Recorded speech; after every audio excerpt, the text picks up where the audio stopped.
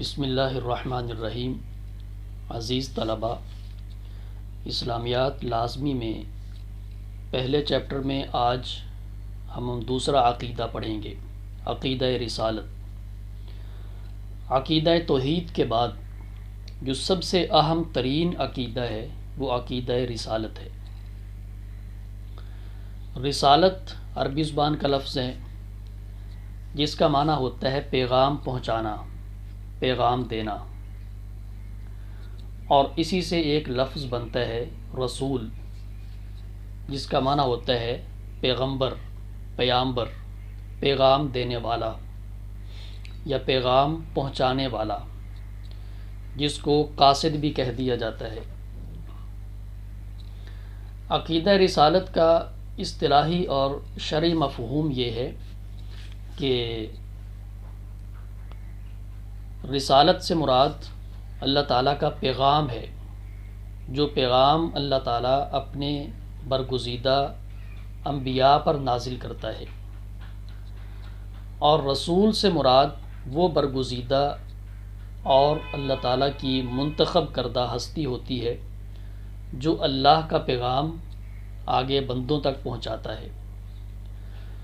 تو اس اعتبار سے رسول ایک اہم منصب پر فائز ہوتا ہے۔ رسول اور نبی میں فرق کیا ہے؟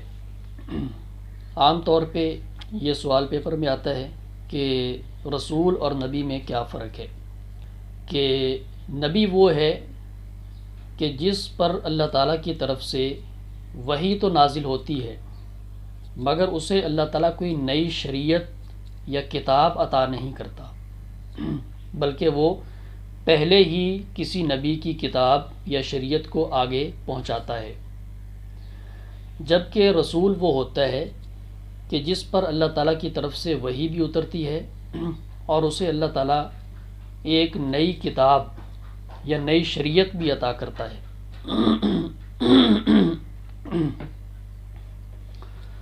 تو گویا کہ نبی عام ہوتا ہے، رسول خاص ہوتا ہے۔ تو جو بھی رسول ہوگا وہ لازماً نبی بھی ہوگا، لیکن جو نبی ہوتا ہے ضروری نہیں کہ وہ رسول بھی ہو۔ تو پہلا فرق یہ ہوا کہ رسول صاحب شریعت ہوتا ہے، جبکہ نبی صاحب شریعت نہیں ہوتا۔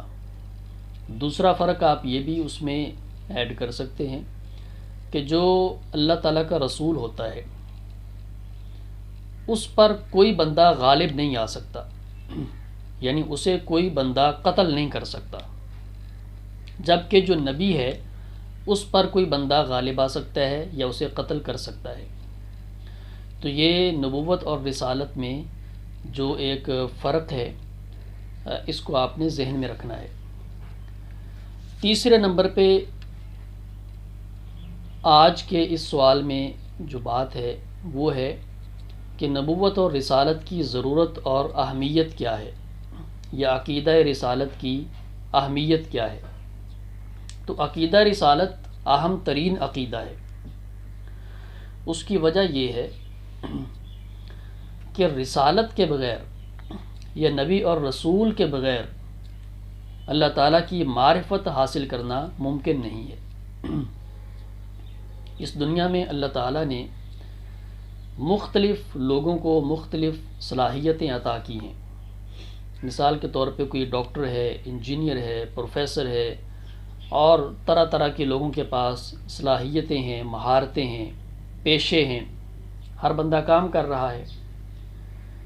تو جس طرح اللہ تعالیٰ مختلف لوگوں کو اس دنیا کے کاموں کی مختلف صلاحیتیں اور قابلیت عطا کرتا ہے، تو رسول وہ ہوتا ہے کہ جس کو اللہ تعالیٰ اپنی ذات کی کامل معرفت کی قابلیت عطا کرتا ہے۔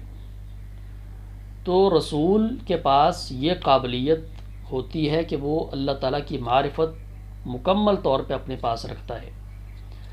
تو لہٰذا دنیا صرف اسی کام کے لیے تو نہیں بنی کہ بندہ یہاں پہ آ کر ڈاکٹر بن جائے، انجینئر بن جائے، پروفیسر بن جائے اور زندگی گزار دے اور اسے پتہ ہی نہ ہو کہ مجھے اللہ تعالیٰ نے کس لیے بنایا ہے۔ اب ایک ڈاکٹر کو یہ تو پتہ ہے کہ یہ میڈیسن فلاں کام کے لیے ہے، فلاں مرض کے لیے ہے، ایک انجینئر کو پتہ ہے، اور ہر بندے کو اس دنیا کے مختلف کاموں کا پتہ ہے، لیکن انسان کو یہ پتہ بھی ہونا چاہیے کہ مجھے اللہ نے کس لیے بنایا ہے۔ تو اس سوال کا جواب نبی آ کر دیتا ہے، جیسا کہ قرآن پاک میں اللہ تعالیٰ نے اس بات کو واضح کیا ہے کہ وَمَا خَلَقْتُ الْجِنَّ وَالْإِنسَ إِلَّا لِيَعْبُدُونَ، کہ میں نے جن و انس کو اس لیے پیدا کیا ہے تاکہ وہ صرف میری ہی بندگی کریں۔ تو اللہ تبارک و تعالیٰ کی ذات کے ساتھ تعلق جوڑنے کے لیے ضروری ہے کہ نبی آ کر ہمیں وہ راستہ بتائے، نبی آ کر ہمیں اس صراط مستقیم پر گامزن کرے۔ اور پھر یہ ایک انسانی عقل کا تقاضا بھی ہے، یعنی وحی کا نازل ہونا انسانی عقل کا تقاضا ہے، وہ اس طریقے سے کہ ہر انسان کے ذہن میں یہ سوال پیدا ہوتا ہے کہ مجھے اللہ نے کیوں بنایا ہے، مجھے اللہ تعالیٰ نے کیوں پیدا کیا ہے، اور یہ سلسلہ اللہ تعالیٰ نے کیوں، یہ کائنات کا نظام اللہ نے کیوں بنایا ہے۔ تو یہ جو کیوں کا سوال ہے یہ قدیم دور سے ہی چلتا آ رہا ہے، یعنی جو بھی انسان صاحب فکر ہے، عقل و شعور رکھنے والا ہے اور سوچنے سمجھنے کی صلاحیت رکھنے والا ہے، اس کے ذہن میں یہ سوال ضرور پیدا ہوتا ہے کہ مجھے اللہ نے کیوں بنایا ہے۔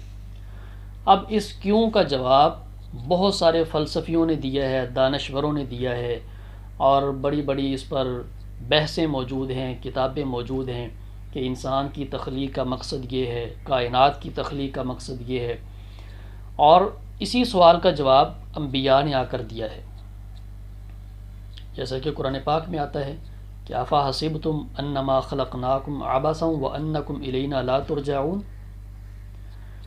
کیا تم نے یہ سمجھ رکھا ہے کہ ہم نے تم کو بیکار اور بے مقصد پیدا کیا ہے اور تم ہمارے پاس لوٹ کر نہیں آؤ گے؟ کیا ایسا ہے؟ ایسا نہیں ہے۔ فتعال اللہ الملک الحق، ایسا کرنے سے اللہ تعالیٰ کی ذات بہت بلند ہے۔ تو یہ سوال کہ ہمیں اللہ تعالیٰ نے کیوں بنایا ہے، اس سوال کا جواب بھی آ کر انبیاء دیتے ہیں۔ تو لہٰذا نبی کی ضرورت ہمیشہ رہتی ہے، اور نبی کی ضرورت اور اہمیت سے کوئی انکار نہیں کیا جا سکتا، کیونکہ اللہ تبارک و تعالیٰ کی ذات کے ساتھ رابطہ قائم کروانے والا نبی ہوتا ہے، اور نبی ہی آ کر ہمیں صراط مستقیم اور سیدھا راستہ بتاتا ہے، نبی ہی آ کر ہمیں اس دنیا میں نیکی اور اچھائی کی راہ بتاتا ہے۔ تو یہ آج کا سوال ہے کہ نبوت اور رسالت کا معنی اور مفہوم کیا ہے، نبی اور رسول میں فرق کیا ہے، اور تیسرے نمبر پہ نبوت اور رسالت کی ضرورت و اہمیت کیا ہے۔